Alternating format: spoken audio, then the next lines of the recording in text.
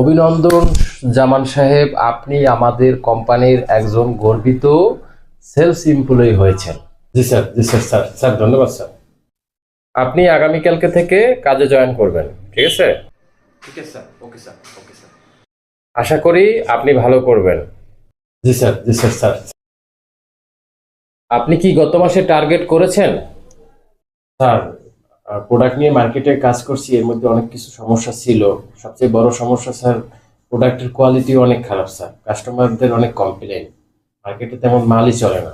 আর sir তারপরেও sir 50% achieve করেছি। এই নিন 50% বেতন। স্যার কি বললেন এটা স্যার? আমি তো মার্কেটে স্যার 100% দিয়ে খরচ করে কাজ করেছি।